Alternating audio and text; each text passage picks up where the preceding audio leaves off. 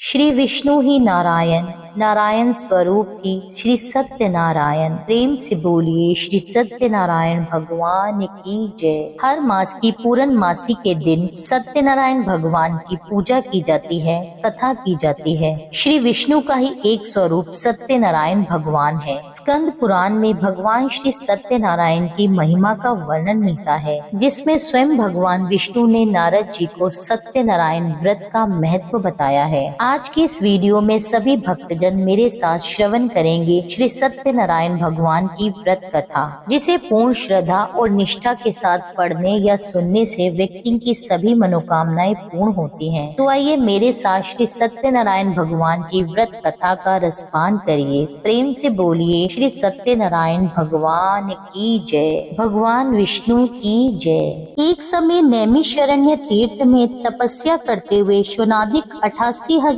ऋषियों ने श्री सूत जी से पूछा, हे प्रभु, इस कलयुग में वेद विद्या रहित मनुष्यों को भक्ति किस प्रकार मिलेगी? हे मुनि, कोई ऐसा तप कहिए जिससे थोड़े ही समय में पुण्य प्राप्त हो और मन वांछित फल भी मिले। वह कथा सुनने की हमारी इच्छा है। सर्व शास्त्र ज्ञाता श्री सूत जी बोले, हे वैष्णवों में पूज्य, आप सबने प्राणियों के हित की बात पूछी है, तो अब उस श्रेष्ठ व्रत को आप लोगों से मैं कहूँगा, जिस व्रत को नारद जी ने लक्ष्मी नारायण से पूछा था और लक्ष्मीपति ने मुनि श्रेष्ठ नारद से कहा था। तो आप ध्यान पूर्वक सुनिए। एक समय योगी राज नारद जी दूसरों के हित की इच्छा से अनेकों लोकों में घूमते हुए मृत्यु लोक में आ पहुँचे। यहाँ अनेक योनियों में जन्मे हुए प्राय सभी मनुष्यों को अपने कर्मों द्वारा अनेकों दुखों से पीड़ित देखकर सोचने लगे, किस यत्न करने से निश्चय ही प्राणियों के दुखों का नाश हो सकेगा। ऐसा मन में विचार सोचकर नारद जी विष्णु लोक को गए। वहाँ श्वेत वर्ण और 4 भुजाओं वाले देवों के ईश नारायण को देखकर, जिनके हाथों में शंख चक्र गदा और पद्म थे तथा वरमाला धारण किए हुए थे, नारद जी भगवान विष्णु की स्तुति करके बोले,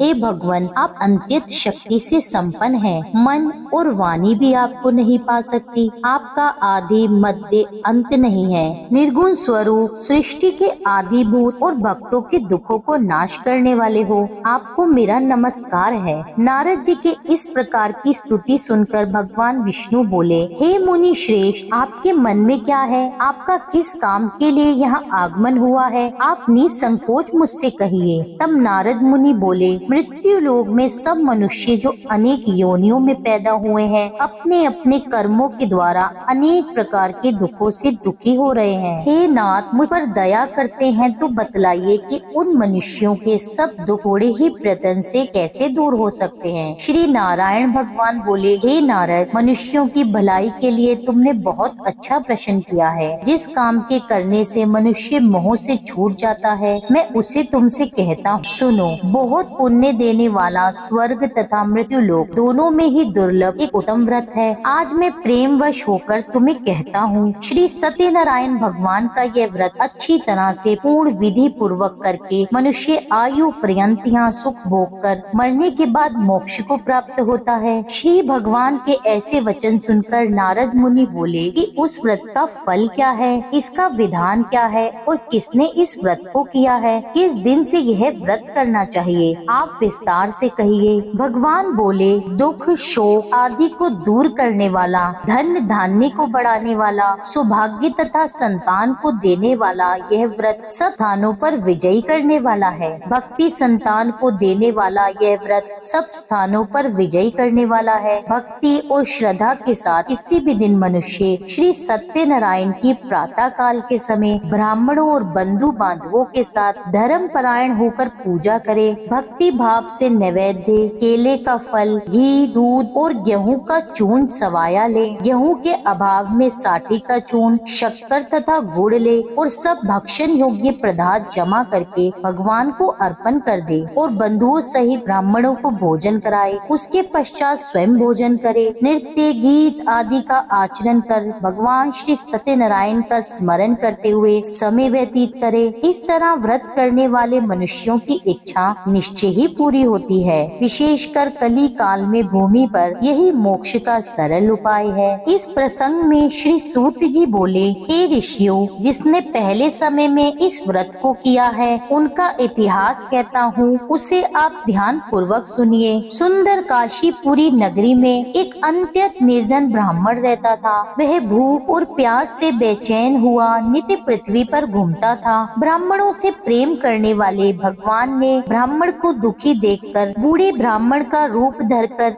उसके पास जाकर बड़े आदर भाव से पूछा, हे विप्रवर, नित्य दुखी हुआ पृथ्वी पर क्यों घूमते हो? हे श्रेष्ठ ब्राह्मण, यह सब मुझसे कहो, मैं सुनना चाहता हूँ। तब ब्राह्मण बोला, मैं निर्धन ब्राह्मण हूँ, भिक्षा के लिए पृथ्वी पर घूमता फिरता हूँ। हे भगवान, यदि आप इसका उपाय जानते हो तो कृपया करके आप मुझसे कहिए। वृद्ध ब्राह्मण के रूप में श्री भगवान बोले कि सत्यनारायण भगवान मनवांछित फल देने वाले हैं, इसलिए हे ब्राह्मण, तुम उनका पूजन कर जिनके करने से मनुष्य सब दुखों से मुक्त हो जाता है। ब्राह्मण को व्रत का सारा विधान बतलाकर बूढ़े ब्राह्मण का रूप धारण करने वाले श्री सत्यनारायण भगवान अंतर्ध्यान हो गए। जिस व्रत को वृद्ध ब्राह्मण ने मुझे बतलाया है मैं उसको जरूर करूँगा। ऐसा निश्चय करके उसे सारी रात्रि नींद नहीं आई। वह सवेरे उठकर श्री सत्यनारायण के व्रत का निश्चय कर भिक्षा के लिए चल दिया। उसे भिक्षा में बहुत सा धन मिला, जिससे बंधु बांधवों के साथ उसने श्री सत्यनारायण का व्रत किया। इसके करने से वह ब्राह्मण सब दुखों से छूटकर अनेक प्रकार की संपत्तियों से युक्त हुआ। उस समय से वह ब्राह्मण हर मास व्रत करने लगा। इस तरह श्री सत्यनारायण भगवान के व्रत को जो कोई करेगा वह मनुष्य सब दुखों से छूट जाएगा। इस तरह नारद जी ने नारायण का कहा हुआ ये व्रत मैंने तुमसे कहा। हे विप्रो, अब मैं और क्या कहूँ? ऋषि बोले, हे मुनीश्वर, संसार में इस ब्राह्मण से सुनकर किसने इस व्रत को किया, अब हम यह भी सुनना चाहते हैं। इसके लिए हमारे मन में अपार श्रद्धा है। श्री सूत जी बोले, हे मुनियों, जिसने इस व्रत को किया है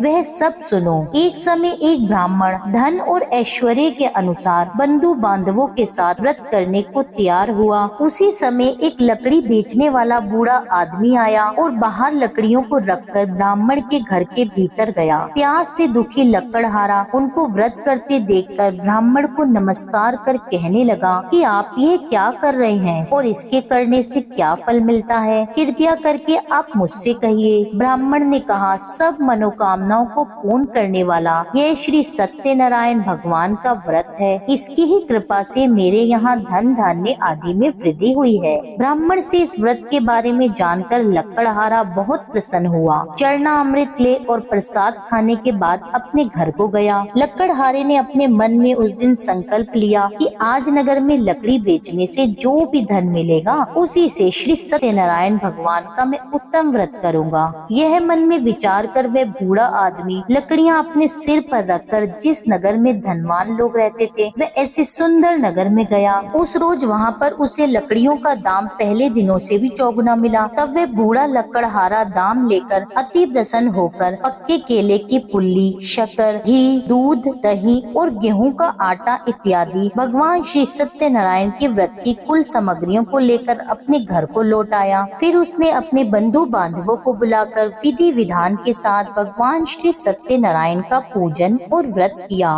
उस व्रत के प्रभाव से वे बूढ़ा लकड़हारा धन, पुत्र आदि से युक्त हुआ और संसार के समस्त सुख भोग कर अंत में बैकुंठ को चला गया। इस प्रसंग में श्री सूत जी बोले, हे श्रेष्ठ मुनियों, अब मैं आगे की कथा कहता हूँ, सुनो। पहले समय में उल्कामुख नाम का एक बुद्धिमान राजा था। वह सत्य वक्ता और जितेंद्रिय था। प्रतिदिन देव स्थानों पर जाता तथा गरीबों को धन देकर उनके कष्ट दूर करता था। उसकी पत्नी कमल के समान मुख वाली और सती साध्वी थी। व्रतशिला नदी के तट पर उन दोनों ने श्री सत्यनारायण का व्रत किया। उस समय में वहाँ एक साधु वैश्य आया। उसके पास व्यापार के लिए बहुत सा धन था। वह नाव को किनारे पर ठहराकर राजा के पास आ गया और राजा को व्रत करते हुए देखकर विनय भाव से पूछने लगा, हे राजन, भक्ति युक्त चित्त से आप ये क्या कर रहे हैं? मेरी इसी सुनने की इच्छा है, सो आप यह मुझे बतलाइए। तब राजा बोले, हे साधु, अपने बांधवों के साथ पुत्र आदि की प्राप्ति के लिए यह महान शक्तिवान श्री सत्यनारायण भगवान का व्रत व पूजन किया जा रहा है। राजा के ऐसे वचन सुनकर साधु आदर से बोला, हे राजन, मुझसे इस सब का विधान कहो, मैं भी आपके कथना अनुसार इस व्रत को करूँगा। मेरी कोई भी संतान नहीं है और निश्चय ही इससे होगी। राजा से सब विधान सुन व्यापार से निर्वित हो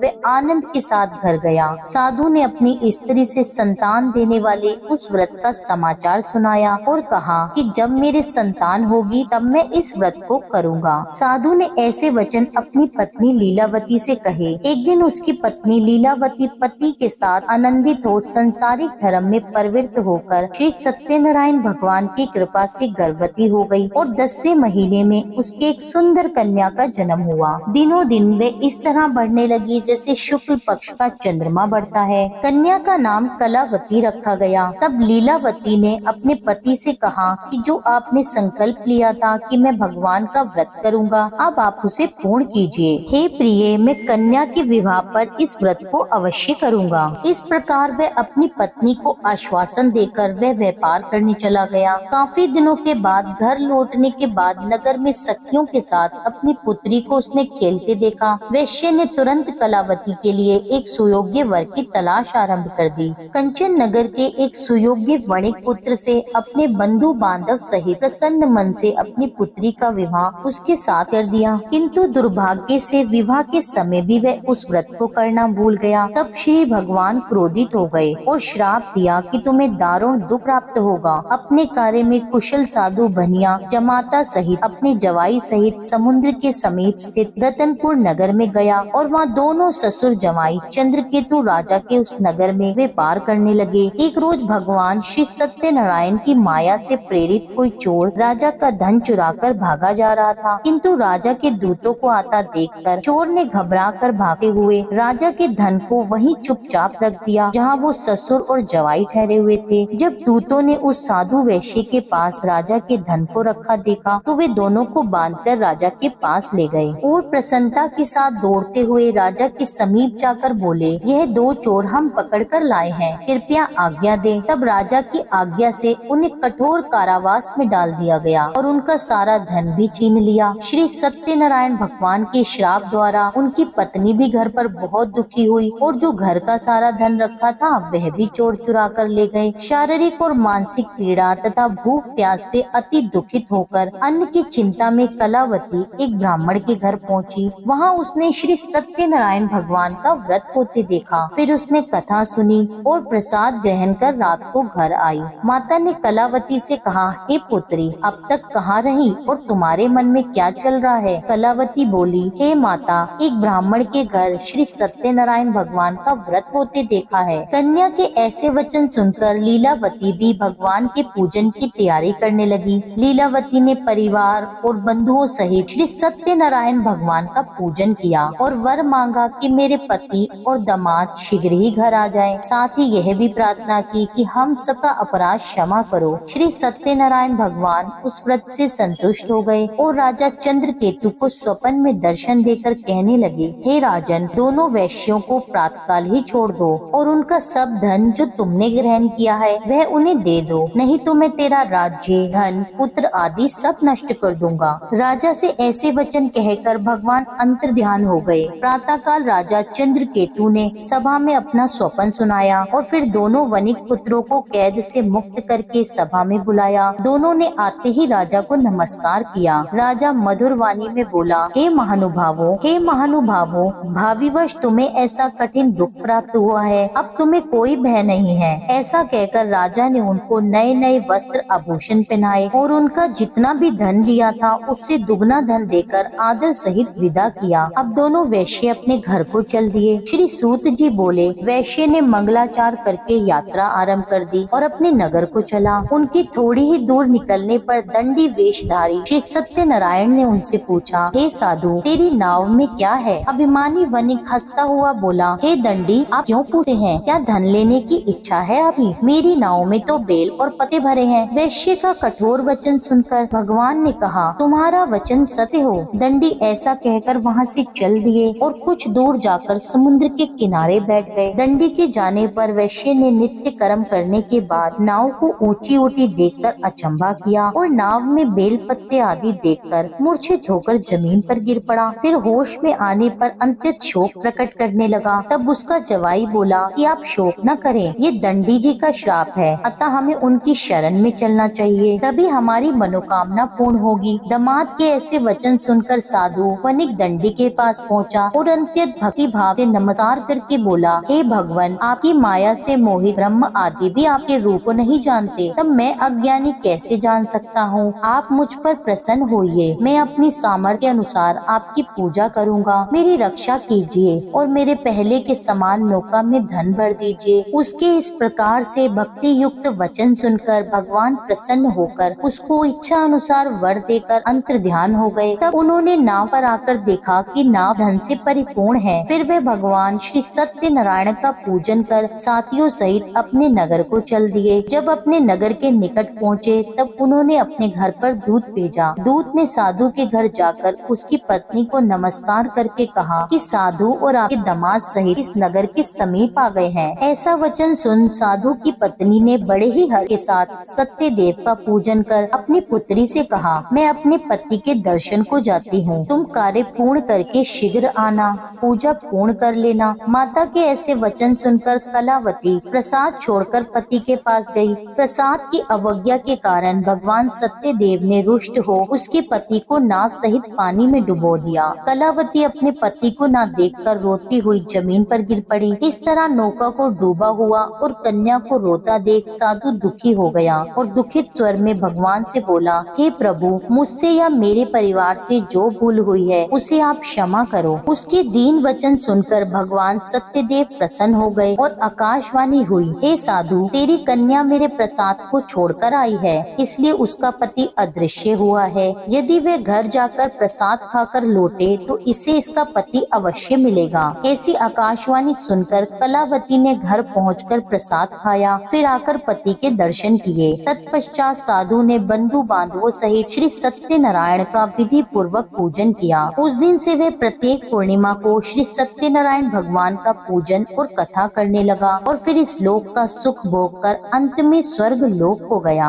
इस प्रसंग के बाद श्री सूत जी बोले, हे ऋषियों, मैं और भी एक कथा कहता हूँ, तुम सुनो। प्रजा पालन में लीन तुंगध्वज नाम का एक राजा था। उसने भी भगवान का प्रसाद त्याग कर बहुत दुख पाया। एक समय वन जाकर वह वन्य पक्षियों को मारकर बड़ के नीचे बैठा। वहाँ उसने ग्वालों को भक्ति भाव से बांधवों सहित श्री सत्यनारायण का पूजन करते हुए देखा। राजा ये देखकर अभिमानवश वहाँ नहीं गया और न ही नमस्कार किया। जब ग्वालों ने भगवान का प्रसाद उसके सामने रखा तो वह प्रसाद को त्याग कर अपनी सुंदर नगरी को चला। वहीं उसने अपना सब कुछ नष्ट पाया तो वह जान गया कि यह सब भगवान ने ही किया है। तब वह विश्वास कर ग्वालों के समीप गया और विधि पूर्वक पूजन कर प्रसाद खाया तो भगवान श्री सत्यनारायण की कृपा से पहले जैसा था उसका सब कुछ वैसा ही हो गया। फिर दीर्घ काल तक वह सुख भोग कर मरने पर स्वर्ग लोक को गया। जो मनुष्य इस परम दुर्लभ व्रत को करेगा, भगवान की कृपा से उसे धन धान्य की प्राप्ति होती है तथा सब मनोरथ पूर्ण होकर अंत में वैकुंठ धाम को जाता है।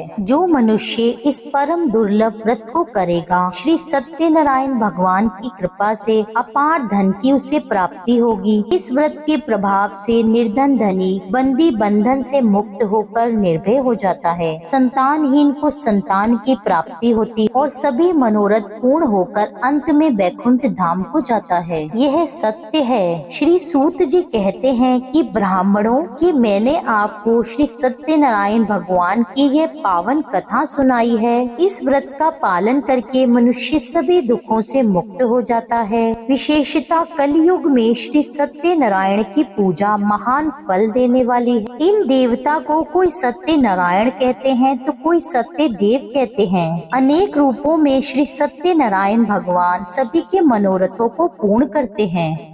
यह सनातन सत्य देव कलयुग में सत्य व्रत के रूप में अवतरित होंगे। हे श्रेष्ठ मुनियों, जो मनुष्य नित्य इसका पठन व श्रवण करता है, श्री सत्यनारायण भगवान की कृपा से उसके सभी पाप नष्ट हो जाते। प्रेम से बोलिए बोलिए श्री सत्यनारायण भगवान की जय। श्री सत्यनारायण संपूर्ण व्रत कथा समाप्त है। अब आप सुनिए श्री सत्यनारायण भगवान की आरती। जय लक्ष्मी रमणा स्वामी, जय लक्ष्मी रमणा सत्यनारायण स्वामी, जनपातक हरणा।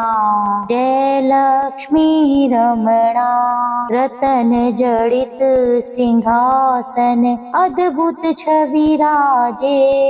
नारद करत निराजन, घंटा ध्वनि बाजे। जय लक्ष्मी रमणा प्रगट भये कलिकारण, द्विज को दर्श दियो। बूढ़ो ब्राह्मण बन कर कंचन महल कियो। जय लक्ष्मी रमणा दुर्बल भील कठारो, इन पर कृपा करी। चंद्रचूड़ एक राजा, जिनकी विपत्ति हरी। जय लक्ष्मी रमणा वैश्य मनोरथ पायो, शरधा तज दीनो। सो फल भोग्यो प्रभु जी, फिर स्तुति कीनी। जय लक्ष्मी रमणा भाव भक्ति के कारण, छिन छिन रूप धर्यो। शरधा धारण कीनी, तिनको काज सरयो।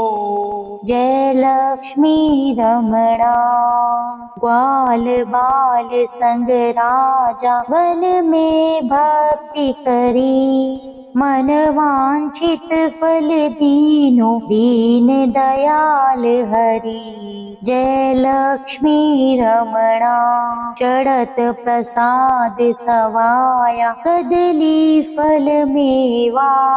धूप दीप तुलसी से, राजी सत्य देवा। जय लक्ष्मी रमणा श्री सत्यनारायण जी की आरती, जो कोई नर गावे, प्रेम सहित गावे। कहत शिवानंद स्वामी, कहत हरि हर स्वामी, मन वांछित फल पावे। जय लक्ष्मी रमणा स्वामी, जय लक्ष्मी रमणा सत्यनारायण स्वामी, जनपातक हरना। जय लक्ष्मी रमणा। यह था आज का वीडियो। उम्मीद करती हूँ यह वीडियो आपको पसंद आया होगा। कथा पसंद आई हो तो मेरे चैनल को सब्सक्राइब कर लीजिए और वीडियो को लाइक कर दीजिए। मिलती हूँ आपसे एक अगली वीडियो में। जब तक के लिए जय श्री राधे।